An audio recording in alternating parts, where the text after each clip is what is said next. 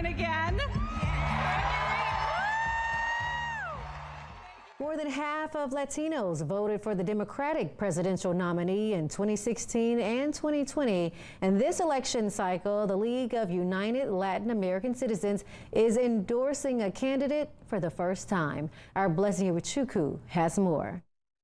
Yeah, we haven't seen Omar. That's because it has been a busy season for the Dallas City Council member. Omar Narvaez is one of nearly 300 delegates representing Texas at the Democratic National Convention in Chicago. He's no newbie to the event. I've been a national delegate before. I was an Obama delegate in 2012 for his re-election.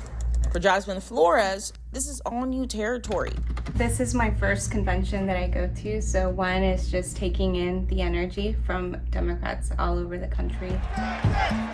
In a historic move, the League of United Latin American Citizens officially endorsed Vice President Kamala Harris and Minnesota Governor Tim Walz, a first for the nearly 100-year-old organization. For 95 years, LULAC has never endorsed a candidate. We are very neutral. Bipartisan. We work with Democrats and Republicans.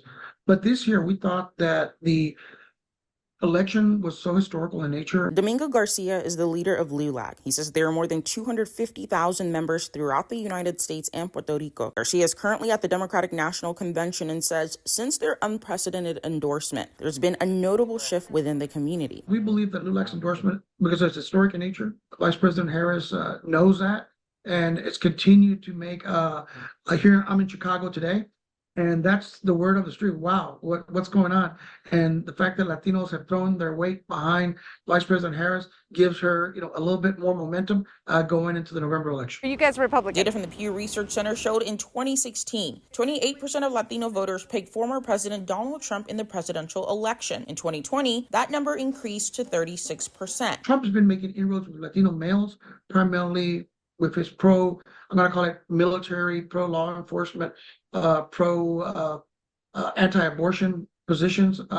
But that has kind of eroded somewhat. I think he's maxed out at about 25-30%. I don't think he gets any higher than that. And that's primarily among certain Latino males that are socially conservative in nature. And some Latinas as well. We want to be part of the Republican Party, and I want to make sure that all Latinos that come in through the club can get involved and grow into the Republican Party. And as Democrats, we have to do a better job of going and asking for their vote. Come November, we'll see if Trump saw an increase in Latino voters this presidential election, or if Harris manages to cut into his momentum with LULAC's first ever endorsement. All right. In Dallas, Blessing Iwuchukwu, Spectrum News.